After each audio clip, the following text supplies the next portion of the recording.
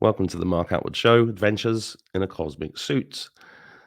Little reminder before I start today's show, which is going to be all about consciousness. You want to watch this show.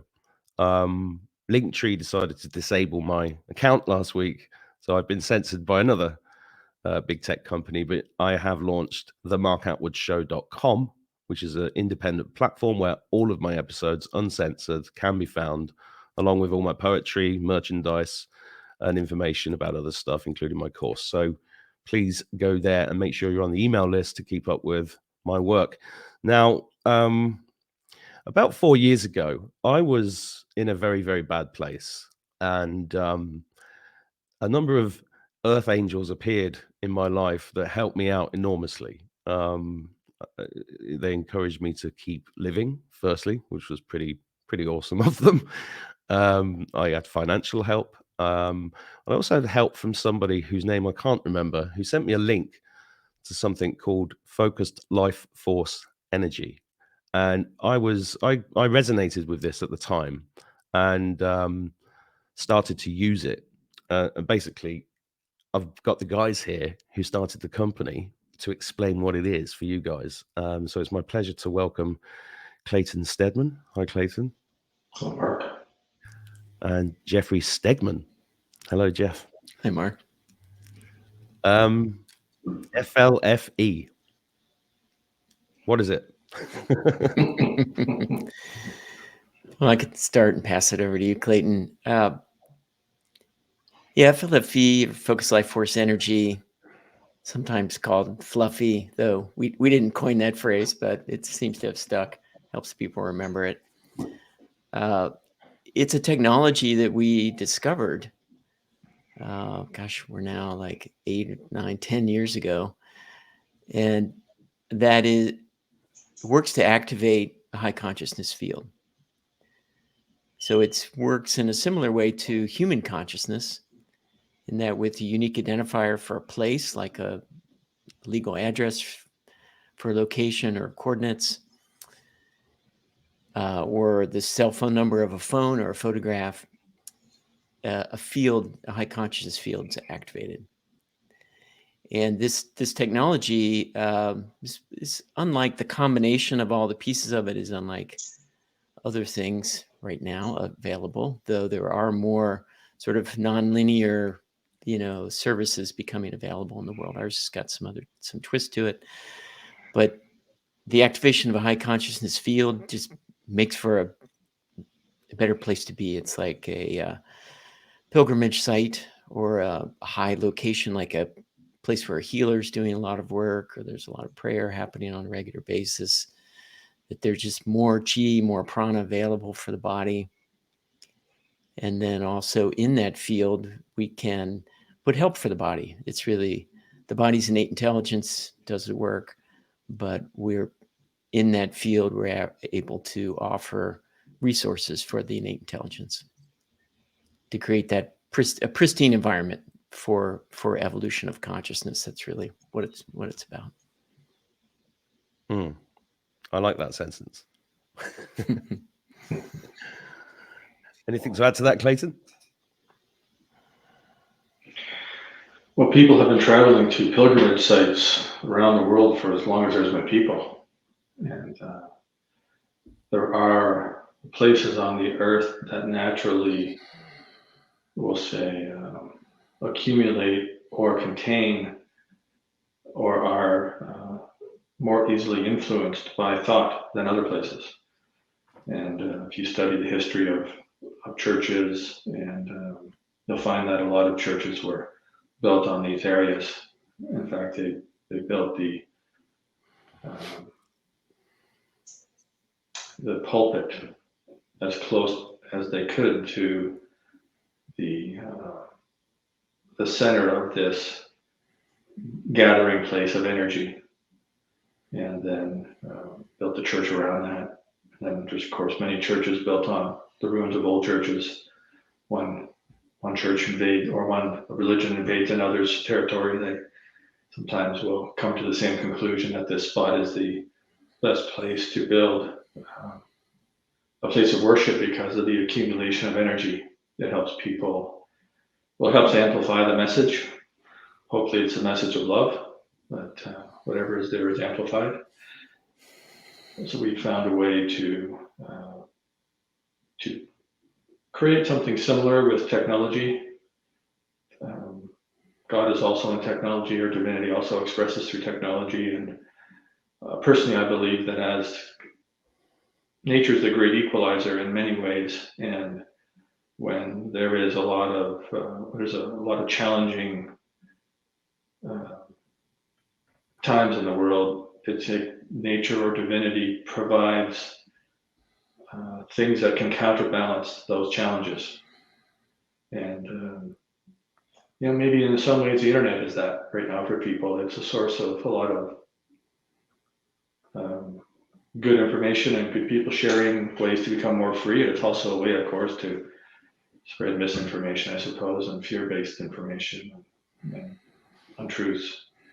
So maybe it's more neutral than anything, and it just depends how we use it. But certainly when it comes to pilgrimage sites and technology like ours, there is an opportunity to have a similar experience to, at least in the level of consciousness of the field that FLFE creates, than it would be to some pilgrimage sites. Now, some pilgrimage sites have a history of a type of healing. Some are more for abundance, some are more for starting a family. So there's many different types of pilgrimage sites, and as Jeff said, we have a way of sort of supporting the optimal conditions for the evolution of consciousness in an economized society. That's the intent of our focus, is to give people the best conditions they can in a world where we have to go to work every day, most of us. So, yeah. Well, I'll just explain to the audience. Before this call, Jeff, I've had this account for 4 years, right? The funny thing is, when I first turned it on, I noticed it, but I've obviously been living in a high field of consciousness for 4 years now, and I forgot all about it until I got an email the other day, and I was like, "Oh, my audience needs to know about this." And just before we had started recording the show, Jeff said, "Oh, have you tried the boost?" And I was like, "Oh, no." Actually, I've just had a memory that I did know about it, but I'd forgotten about it. I just want to show people what I did here. So this the FLFE account that I've got comes to my mobile phone. So I'm carrying it everywhere, correct? Yes. And yeah, and literally I just press this button here, the boost. You can see I've spent it. And just as I clicked it, I got this huge rush of energy from the top of my head right down through my legs. It was just pretty extraordinary. So yeah, I can testify this is an incredible thing. And I think I've been aware of the fact that there's been a war on consciousness for quite a long time. I don't know if you guys ever come across the work of Graham Hancock. Have you heard of Graham? Yeah, he formerly worked for a large newspaper. Yeah, Graham Hancock's quite well known in the alternative circles. Yeah. Well, I'm saying this for the audience, really. If you haven't seen Graham Hancock's, he did a TED talk in Whitechapel in London about 10 years ago, and it was the first TED talk to be banned by the TED scientific panel for being bogus science, because his talk was entitled "The War on Consciousness." So they took down one from Rupert Sheldrake, who was a proponent of the morphic resonance field, morphogenetic field, fields of consciousness. And so that is why I was attracted to your service, because I was under heavy psychic attack for a very long time, and I knew that I needed every tool in the box that I could get my hands on, because this is quite tough. And so I want to just say publicly that I'm grateful that you guys did this, but I'd also like to dig into how you got to the point where two guys got together, created this. Can you talk about the technology in any depth? How did you get there? How did you get to the point where you felt like this was I assume it's a calling for you guys. I think I can tell that it's a calling. Do you want to start, Clayton? You initially found the technology and then shared it with me. Yeah, a lot of what we do is based upon kinesiology testing or muscle testing.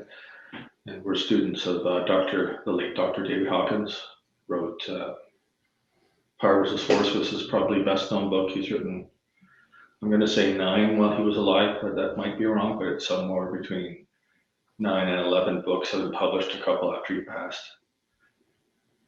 And I was measuring, I came across there was 3 people that were trying to create a free energy device to help humanity. And they worked at it for 7 years. One was retired and didn't really need an income. The other 2 were not retired. And after 7 years of working for free, they just kind of gave up. At some point you have to stop. I think it was a part-time thing for them, full-time for the main inventor. And I heard about him through someone that knew me because he did a lot of testing as well. He called it dowsing. And so we were introduced, and I was helping him with the technology because I was really curious about it. And shortly thereafter, I got very sick, and very sick. I was close to passing. And in the process of doing research on how to heal, the kinesiology research that I was doing revealed that this technology was the most appropriate kind of technology for me to use in addition to all the other things I was doing. I was eating an alkaline diet, drinking alkaline water, mega-dosing vitamins, and enzyme therapy, and all types of things. And I got better. Obviously, I'm here. And so that's sort of the introduction to it. And he helped me a lot when I was ill, and I helped him a lot with research. There's some things that I had a lot of practice in. He just wasn't his area of specialty, so I contributed to the body of work. And and probably up till the next 7 or 8 years, I worked with him, to varying degrees of intensity. And during that time, Jeff and I knew each other. So I was, we're kind of gearheads, just got some other businesses, and some of them involved engineering and kind of manufacturing. So I was telling him about the technology, and he decided to come up and come up with me and go visit the inventor. So we went, we went out and seen the guy, and from there we just got interested in it and experimented with it. And it was a few years later, we started doing service work. With Google Earth, we were able to measure the level of consciousness of different parts of the planet, and you could find the area on a continent that was a critical factor. So if you put a high consciousness field on this one part of the continent, it would raise the whole continent. It was kind of like the tipping point. Not that it would go up really high, but it would be, if there's some place where the level of consciousness is 5 out of 1,000, which is basically hell, which is, typically, some places like the gas chambers in concentration camps, the worst torture chambers in prison cells, some parts of battlefields. If you can help clean that up, there's a lot of other things that will go up just because it's not so low there. So I'm not sure if I said this, but the inventors who were trying to create a free energy device, they couldn't do that, but they figured out how they stumbled across, accidentally, I suppose, or non-accidentally, a way to focus life force energy. And then the inventor and I figured out how to use that remotely, and we can go into a lot of it, but I think I'll pass it over to Jeff and see what he wants to fill in there in terms of the story. Yeah, I could talk about my first experience walking into the space, into this house, And it's like my hair stood up. I mean, like the back of my neck, everything was tingling as I walked into this place. I may have been like your experience with the Boost, the 650 field on your phone, Mark. It was just like I could just feel the energy kind of up and down my core. Yeah. And walking in, it was kind of a typical bachelor pad. Dishes in the sink, and older man. But it was extraordinary. The energy was extraordinary in there, and there were stacks of plates and coils and high-speed alternating current running through them all. So were these what he called input stacks that were pulling in the available chi, prana, life force energy, and then there was one output stack in a very highly energized space. Where that ended up. And that is the space where the quantum association could occur with places around the world. And there were some, steps along the way to discover that, using a photograph in there to identify a piece of marble, and another across the world. But what we realized is we could use coordinates and legal address, and we could activate a high consciousness field anywhere else. And in the very beginning, we did work with people that were sensitive, like you are, Mark, to that turning on and turning off. And we would, kind of do a blind test where they didn't know if it was on or off. And they would say, it's on, it's off, it's on, it's off. As we were at that point moving a piece of paper with the coordinates in and out of that highly energized space. And, as we developed it to be a commercial product, because as we did, as Clayton said, we were just doing service work, and that was our only intention, is how do we raise consciousness on the planet? And we did a lot. It was fun. We were zooming around the world on Google Earth, and we were looking for, okay, where's the low consciousness place, as Clayton mentioned, and then putting the coordinates in to the system. And on, December 21st, what year was that, Clayton? 2011, just before the 2012 transition. Right. Yeah. Yeah, so we went all the way through to 2012 at the end, December. And we said, wow, that was cool. We were listening to our intuition. We were using this to raise consciousness, just doing what we could to help during that year. And then we got the intuitive message to start a business and have people be able to do it themselves and sort of bless the earth themselves by activating it on their property. And from the very beginning, everyone who subscribes gets a pay it forward property that they can put anywhere.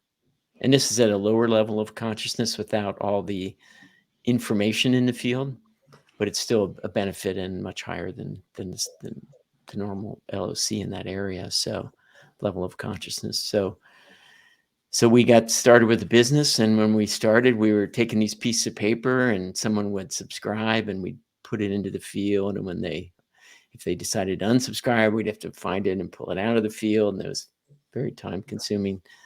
But we discovered how to connect that field to a database so that, we've reached where we are today, where someone can get on the free trial and within a few, seconds, they're on the service and the consciousness has risen, and they might, depending on their sensitivity, have an experience like you did, Mark.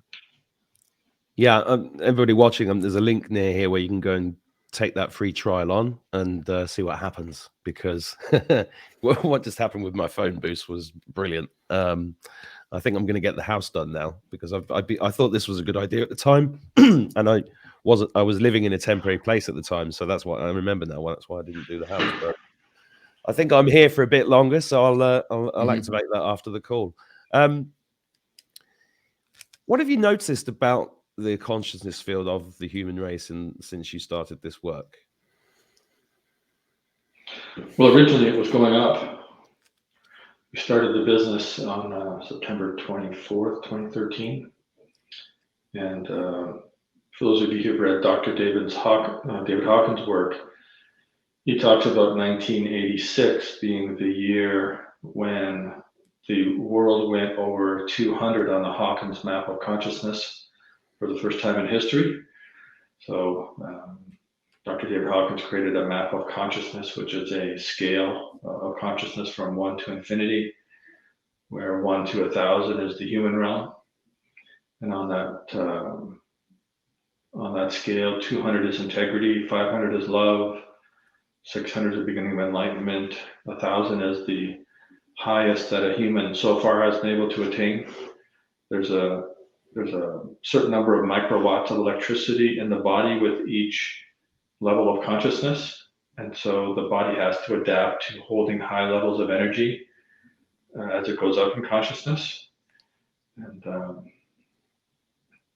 so 1986 was the first time the world was over 200, and the world, it's just sort of like the ocean. There's waves. We go up for a period of time, we come down, we go up, we go down, and so the emotions and the environment in less than 200 on the Hawkins map would be not supportive of life or negative, and then above 200 it becomes more positive. So we went from, say, 190-ish in 1985 to 207 in late 1986, and then we went up as high as 242 in the fall of 2019 mark. It kind of went up and down as things do. And that was the highest that the planet has been. Now, some parts of the planet are quite a bit higher and some parts are quite a bit lower, but the average on the planet. And then with since the pandemic was sort of announced in March of 2020, April was the lowest month on the planet. April 2020 was the lowest month since about the Dark Ages, maybe even before that. Really? Wow. Yeah. It was just the fear of the unknown, I think. I mean, yeah, there was theories that a certain percentage of the population would pass over. And that theory has been postulated before in our lifetimes with SARS and, AIDS and different things like that, where they say that 10% of people are going to die or 20% of people are going to die. And I don't know why that's said, but that's what's said. And so because of the kind of the lockdown that started to happen in April, people just didn't know what to think.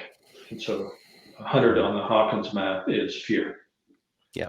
So 50 is apathy, 100 is fear, 150 is anger, 190 is pride, 125 is desire or addiction, shame is 20. So you kind of bounce around, 20 all the way up to kind of the 190 is a negative zone. 5 is kind of, I don't know what 5 is. He doesn't have a name for it on the map, but there's obviously the low levels in 20 can go right down to 1. Yeah, it's not good. Yeah, and the world's been, sort of up and down since April of 2020. I think we might have gone over 200 for a little while. I can't remember last time I checked, we're around 180. And we're going up towards Christmas. Christmas is typically the highest day of the year. So hopefully we'll get over 200. Maybe we'll be able to stay there. We'll see, but that's where we're at now. Can you point it the machine at the White House and places like that just to keep? There's a lot of people that have their pay it forwards on government legislative buildings. That's we have this sort of anonymous karma yoga opportunity for people that sign up for the service to give a pay it forward, which is a 500 level of consciousness service with no information in the field, so it can be put anywhere without violating the law of non-interference. And so, there's lots of legislative buildings around the world, government buildings, a lot of schools, prisons, and that stays on for as long as Jeff and I own the business. I think I'll point mine at my local school, because I've just had to take my boys out of there because they mandated these things on the young kids, and it's not good. It's not good. So I think I know where I'm going to send mine.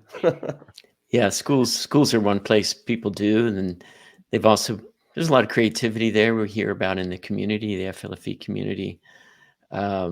People have done hospitals, old age homes, police stations, churches, of course, synagogues, other places of worship, just to support those. And schools are a big one. So at the moment, you've got quite a few thousand people on this. Mm. What kind of feedback are you getting? Because you've got this community, and presumably people are sharing stories and things like that. Must be very fulfilling. It's a very fulfilling business to run, I'd imagine. It is. The webinars. So we have webinars and we have a podcast called Fields of Consciousness that's out there, available everywhere now. But the webinars are where people come on and they really talk about their experience. And if you go on the website in the tool section, you can see the webinars. And the last several, we've had people come on and really talk about the change in their life, in terms of health first, where they had some seemingly intractable health conditions that had turned around for the better. And we don't make health claims, but having more life force energy around you really does give your body more to work with. So these several women that came on, and if you get on the webinars, you can see those or listen to those. They're really moving, quite moving. In fact, you can see us wiping tears in those stories.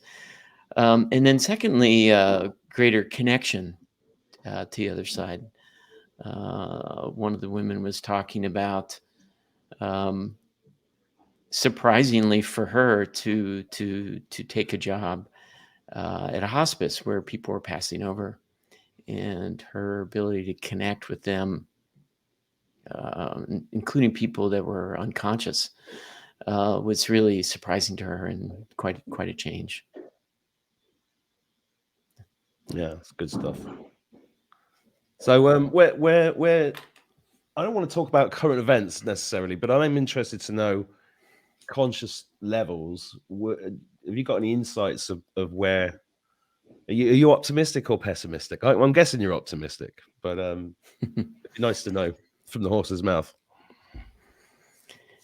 Well, we do look at our own subscribers or people that join us, and within, in 90 days, if someone's on 24/7, like a phone service like you have, Mark, or a phone and a home, the average rise in consciousness is 30 points on the Hawkins map, which is quite a jump. That puts me on about 35 then. And that's why we have a staff of people.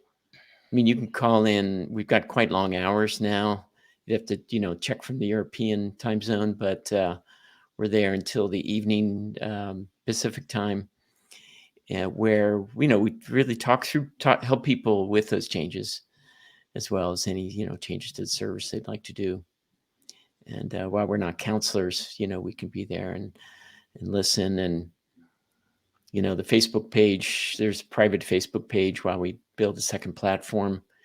And there's quite a lot of support there, and people talking about their experiences, and new people coming on, and people that have been on like you have for years are helping them through, that initial phase of kind of acclimation to the energy and to that rise in consciousness and that increase in freedom that occurs with that, and maybe then the rising of things, lower consciousness or lower vibrating aspects that come up to be healed.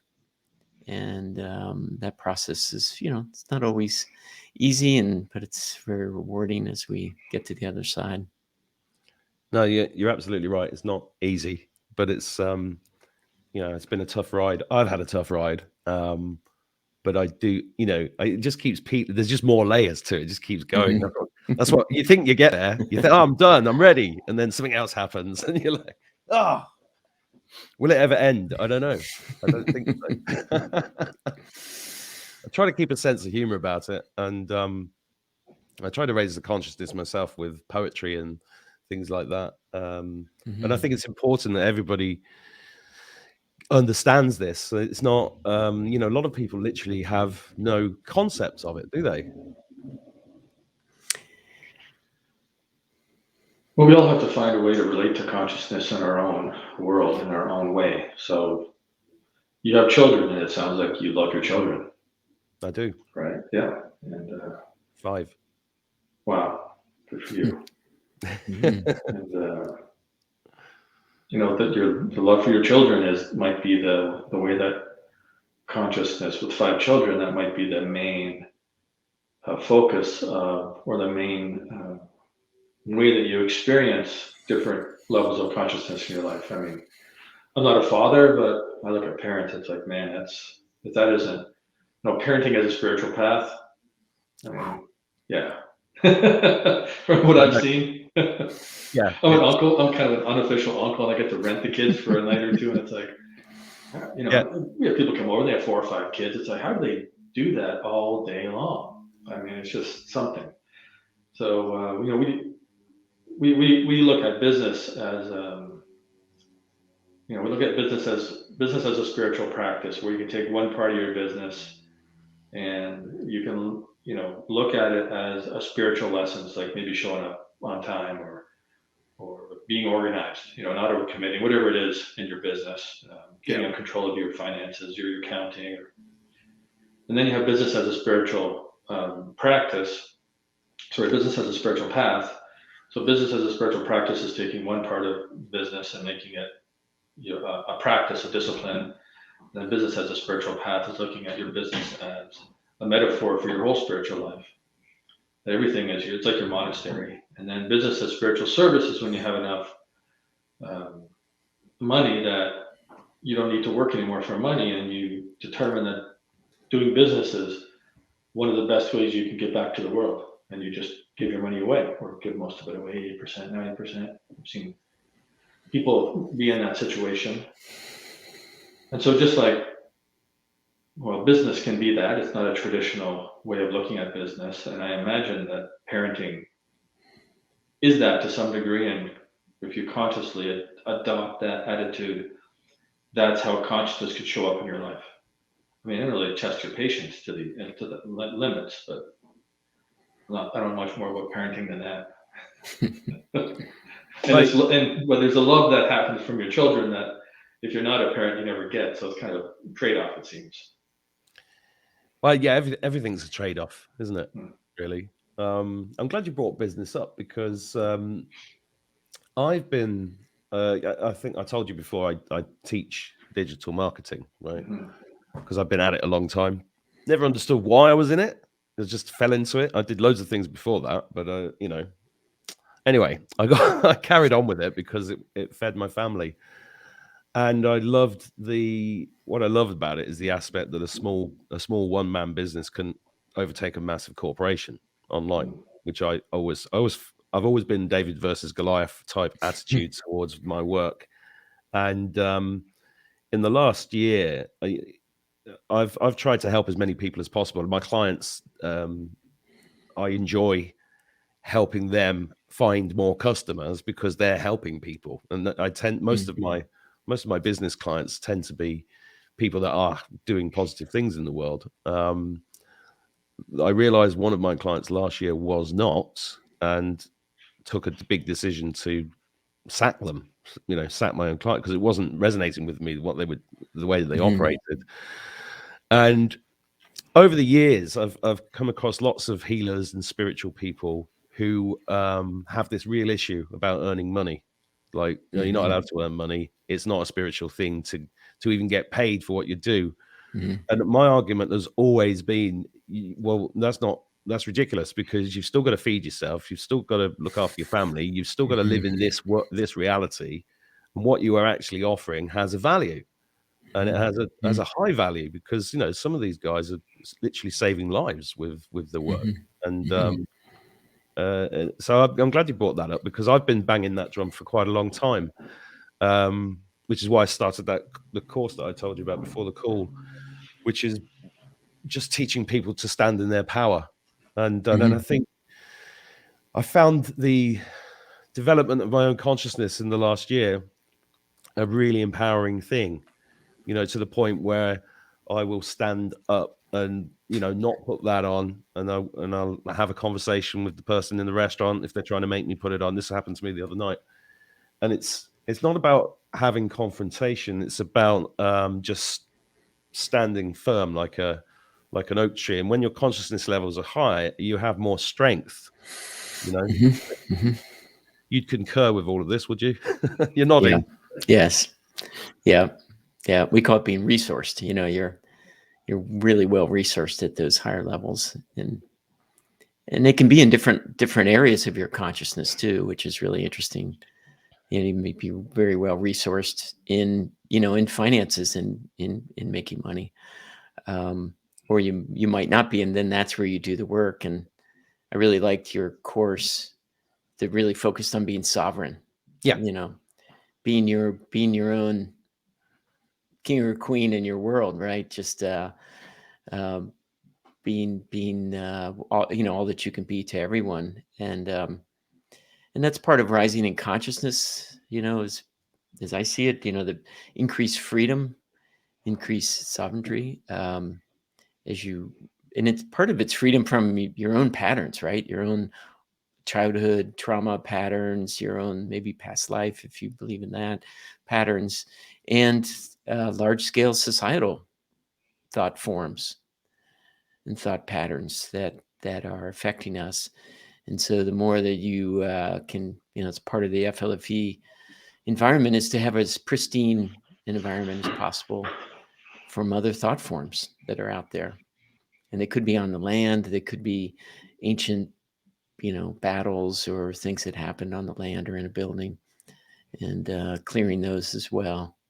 So seems that the word being sovereign is important one at this time. Yeah, I think it's the way out of this, because to have sovereign nations, you need sovereign people, and people just have become too dependent. They're asleep, literally asleep. They're too dependent upon the system, right? And the system's not their friend. But if they just, I've always resisted it. I just never. I was in the military, so I did join the system, and I was deeply brainwashed as a teenager. But I got woken up hugely by the death of my father, and once I felt the pain of death, I was like, well, I'm never going to do that to anybody else. So I had to leave, because I was being trained to kill people, and I was like, nothing could convince me that was ever worth doing. So I left, and I think that people's consciousness at the moment is critical to this, because if your consciousness is low, you can't be sovereign. It's just not possible, is it? If you're living in fear, you're not free. Yeah, and never has it. I mean, it is. I've said that this situation we're in is one of the greatest gifts to mankind. I said it's like a double-edged sword. It's the instrument of our enslavement, but it's also the tool of our awakening, and it's doing both things at the same. And I mean, never has anything showed up the human race for who they really are like this, and it's showing people's true characters, isn't it? Yeah, we call it our hope for humanity. I kind of skipped over that back a little while ago, but our hope is that we use this as a stimulus for our own evolution. That this pandemic or whatever it is we use it as a stimulus, and we use it to help us grow, to understand more about ourselves, the world we live in, and become more free as a result of that. Yeah, and understanding ourselves first, and then the role of the individual in society, and the role of society and government, and the role of business. They're all, understanding all of that, or becoming clear what's kind of under the hood of the normal perception of these things. Yeah, one of the things I teach people on my course is I refer them to a book called Start With Why, because asking ourselves the questions about why we do what we do, why we go to work, what's the actual real reason. It's fascinating because most people don't know the actual reason. They think it's one thing, but if you dig into it with that question, you reveal the truth about why they actually go to work, why they, they might say it's because I want to buy a house, but actually it's because they want to live with the person that they love, or they might say it's because I want to get a motorbike, but actually it's because they want to feel that freedom of not having to go to work. But I found when I first spoke to you guys, I was like, this would be an amazing recruitment tool. Because I employed over 300 people in my business career, and I think I got it right about twice. And there's lots of I can't remember what it's called. There's a based on a Chinese philosophy. It's like when you work out people's character types and you put them in the right jobs. And so, because often people are lying to you in interviews, and they're lying to you about what they don't know why they're going to work, and they end up resenting you because you're the reason they have to get up in the morning. So they lie to you the interviews, and then they end up hating you because you're the one that employed them. And that would be wonderful to solve that. Have you ever applied FLFE to businesses like that? We use kinesiology to measure the level of consciousness of a person, measure their emotional age. We actually measure their intent towards business in general, which is interesting. We had one lady, after she was a highly educated lady, multiple degrees. She was working with us for about a year and a half, and there was always some tension in the space. And then one day she mentioned that she was a closet communist, and which was paradoxical because she's working for a business and she's a communist, but she didn't know how else to make money. And so what that revealed to us was that we should look at measuring the person's level of consciousness of their intent towards business in general. Right. So you have someone whose intent towards business is, say, 150 on the Hawkins map of consciousness, which is anger, which you can understand because every heinous crime in the history of mankind has been done in the name of profit. Right. And every crime in humanity's history has also been done in the name of religion. So if you are in business or are in a religious institution or any institution that has had a history of justifying behavior to get an end result, then you have shadow, what we call shadow, which is the unconscious belief systems, we'll call them, in individuals and in society about that. So if you get really good at kinesiology, and you can use it as a tool to help you find people that you're in alignment with, if assuming you're in alignment with something that is positive and you want to create a loving service to self-oriented business that provides a good living, does good in the world, has a good office environment, has things like standing desks and good ventilation and good light, and people can be happy and abundant in their work. And we spent a lot of time on that, and we have also made a lot of mistakes. I can say personally, I have made a lot of mistakes. I know all about making mistakes. Don't worry. Yeah, I'll call them mistakes. Maybe they're learning lessons. Maybe they're opportunities for learning and all that stuff. Maybe. I think they're lessons. They're all lessons. They're all lessons. Yeah. You're in the right headspace. They're all lessons, but they sure feel like mistakes. No, I know what you mean. The beautiful result can be that people are in the place they want to be. I mean, that they're really excited about work and what they're doing, and they're really expressing their deep set, goals or ways of expressing themselves at work. Like there's that where it marries together. And when you call into the office, the staff is just amazing. We just hear over and over what a great experience people have talking to them, because they're so their whole self is there, right? They're expressing their whole self in the job, which is something I've been looking for forever, it seems like, in my work career. And so it's like, starting this business was the best thing that I'd ever done. So for that, where I can be my whole self, and that's that really seems to be the outcome of finding the right people for the position, and then they can grow from there, and they may move into something different and take on additional things that really excite them or they really want to contribute doing. Yeah. Well, I tried. I had juice machines. I had trampolines in the office. I had this is back when I had a large business, and which I haven't got anymore. But we had this investor, and it was really he stopped me. Well, he tried to stop. He got really cross with me when I introduced pot plants because I'd read the research, more oxygen, happier people, better productivity, the whole thing. And he was like, "Oh, you can't spend it." Really old, really different. It was interesting being with him because he was really old school. It was all about the money, and it was all about the spreadsheets and everything else. And there was me coming in saying, "I want pot plants. I want people to have fresh juice." So we did meditations and and things in the offices and stuff. And I felt very much. Yeah, they didn't like me. There was a lot of resistance, but I did get, this was interesting. I did get an email, I think it was last year, from one of the kids that worked for me. He was about 18 when he worked for me, and he's now about, I don't know, mid-30s. And he sent me this email saying, "I'm so sorry. I thought you were completely mad at the time, but now I've realized you were completely right. And I'm now living my life this way. And I'm so happy. And it's all down to you. Thank you."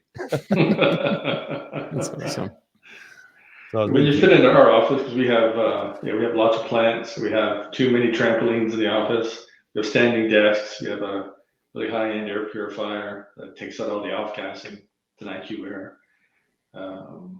We've got balance boards, and I don't know, we got all kinds of stuff. Yeah, and I think it's really important. People spend a lot of time in an office or work in a work environment, and there's never enough attention paid to it. But of course, we're now living in the era of working from home. A lot of people have become Zoom experts now, and you providing this service for the home is also very important. And what's the difference between me subscribing and getting the house done and me having the phone done? Could you explain that? Yeah, I could I mean, start. I understand that it's about carrying it around with you, but Yeah. what's the difference in the consciousness level? Yeah, or how it works? so again, we're activating a high consciousness field.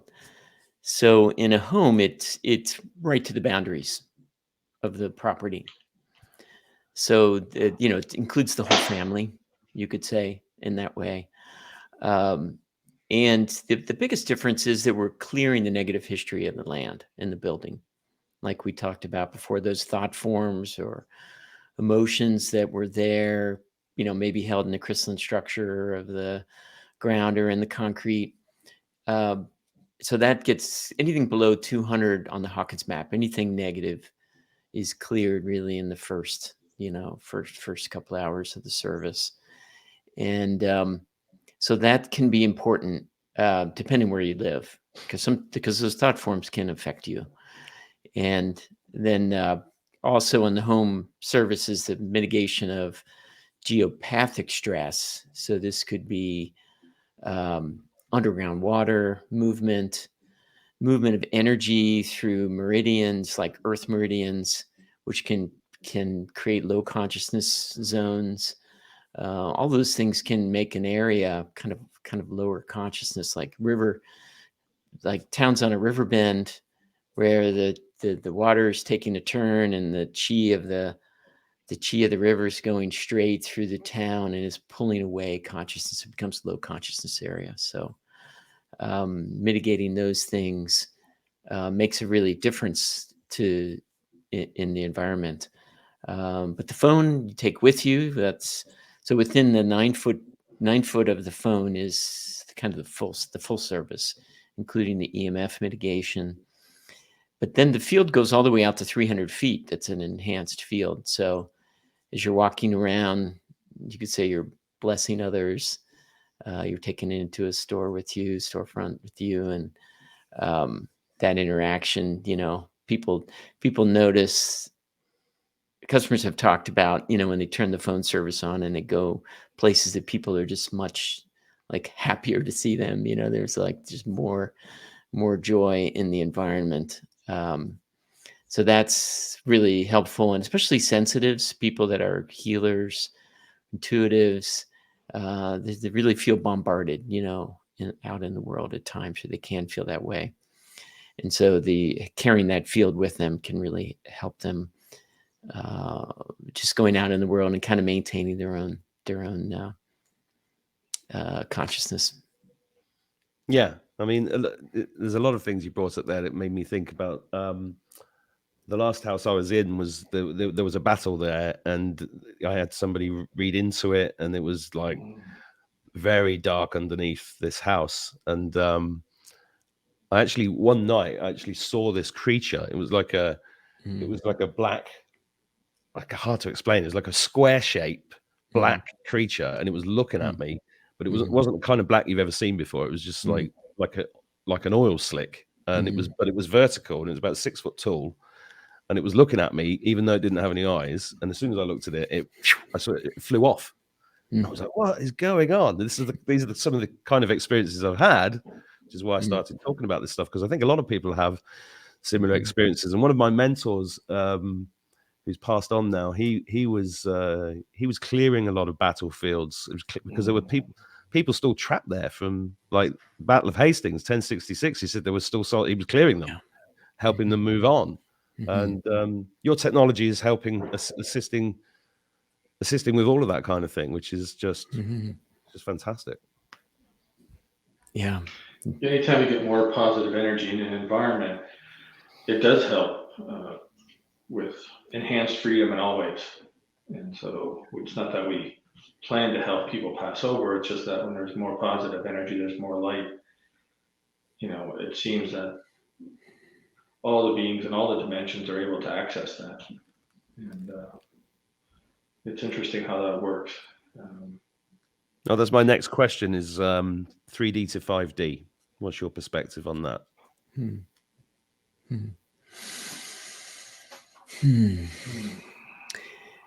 Yeah, I mean, I've read a lot about that, and there's the Law of One books, and David Hawkins, Dr. David Hawkins, and his map of consciousness tends to be more my lens, working on my own level of consciousness, and looking to assist people to rise.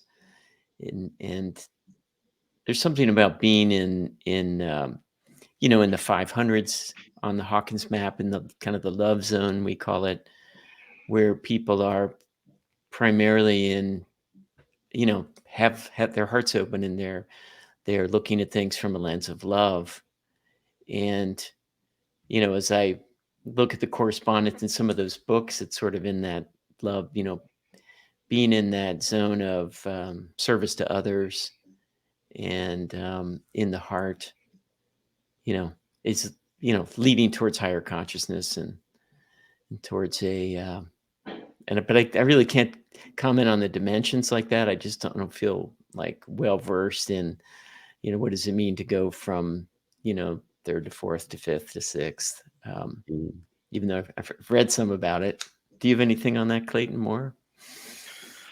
Yeah, well, we've actually studied it to the point of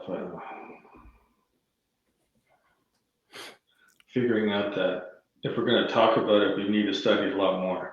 You get to the point where you know enough to be dangerous, as they say. I think we probably know a little bit more than enough to be dangerous, but we tend not to try to talk about things unless we figure we have a high truth about them.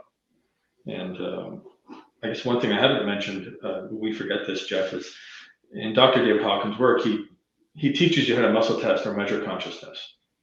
And so if you're studying something like dimensionality, there's different people who explain the dimensions, and there's different levels of truth around their teachings, just like all of us, right? If we learn anything, like chakras, you teach what you were taught. Maybe you figured out a few more things, maybe you haven't, maybe they're just belief systems that aren't true, but you had an experience that led you to assume or perceive something was true.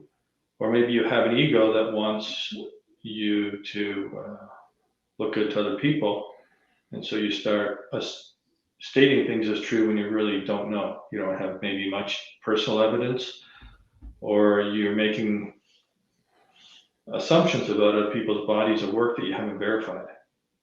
So dimensionality is a thing that we hold a lot of respect for. We believe I'll speak for myself, I believe there's dimensions, certainly, and obviously, you have 1D, 2D, 3D.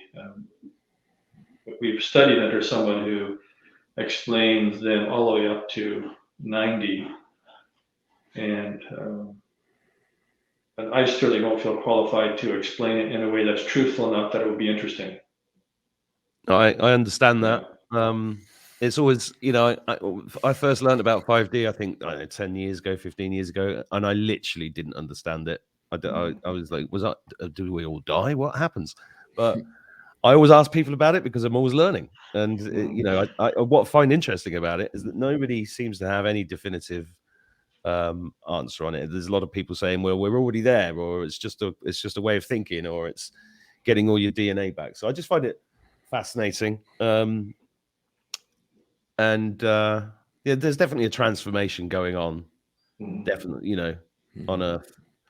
And it's actually a privilege to be here, even though it's daunting and, very different. And if you go back to yourself as a child and explain what was going to happen in the future, you'd have laughed at yourself, wouldn't you?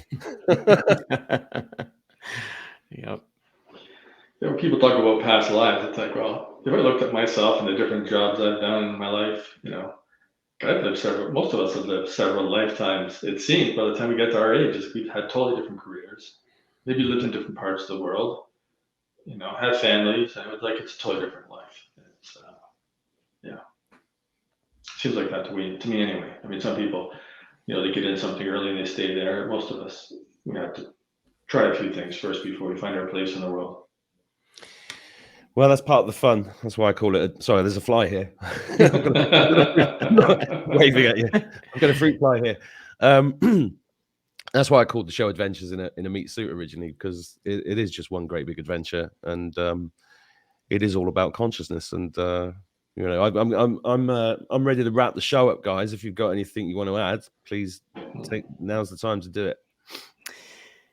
Yeah, I would add the way that we've set up the free trial is as an experiment for yourself, and we give you the tools with the control panel to play with the service and see what you notice. You can turn the service on and off there, and you can turn on and off the EMF mitigation part of the service, which some people really feel that as one of the major benefits of the service is the harmonization of EMFs in the field. And then we have the boost and the consciousness slider. You can move up and down. So it's a way, the free trial, there's no credit card. It's meant to be a free gift. There's no obligation. You actually have to, work hard to not hard, but you have to work to subscribe by going back to the website and signing up. So we really didn't want to do automatic billing. We really want people to just accept a gift, and if it's important for them, they subscribe. I would also point people to the evidence page, where we've done quite a bit of research on different aspects, including the Institute of Noetic Sciences activating an FLFE field in a Faraday cage with random number generators, and they became less random during that time. We've done plant experiments, and we have quite a research team put together now. And in the coming year, there'll be much more research showing up there. So it's a good place to watch. Fantastic. Yeah. As guys watching this, the link is below and in the comments. How about you, Clayton?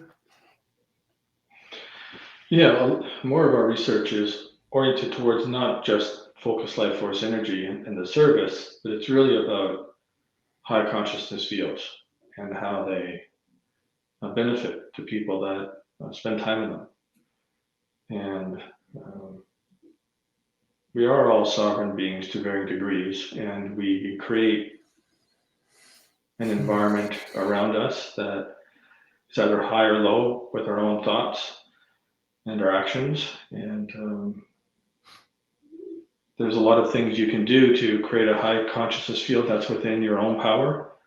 I mean, we happen to believe that FLFE is an exceptional service and unusual in our time. And people have been doing feng shui for thousands of years. The average home, at least in North America, where we do most of our research, goes up, I think it's 40 points on the Hawkins map of consciousness as a result of having feng shui done to it. The Hawkins map of consciousness is logarithmic, so 1 point up is 10 times more power. So that's a significant amount of power. And just beautifying your home, giving it a good cleaning, having beautiful art on the walls or statues or whatever you can manage to afford. That all adds to the positive vibration of your home potentially. So yes, we are consumers of our own service, and we have a business, we have a vested interest, and our intent is to help you become more free. So you're always creating your own environment around you, and it's one of the best investments I believe we can make is having the environment that we're in, clean, orderly, and pleasing to be in. Lift your spirits, and there's a place for that. There's a place for that in the world. It's one of the things we can control. It's our direct environment. So just encourage everybody to do what they can to give themselves the best environment for themselves and their family that they can. Yeah, if anybody's watching this that's still got Netflix, cancel that and get this. Much better idea. And if there's a fruit fly button on there, I'm going to go and press that. Well, it's been a pleasure speaking to you both. You're doing God's work, and that's what I want to get out on this channel. And it's wonderful to actually hear you speak about this really amazing service. I'm personally thanking you. I think everybody watching this is going to go and have a look at it. It's take the free trial. there's no reason why you shouldn't take it. So I just want to thank you both, and thank everybody for watching. The end. The end.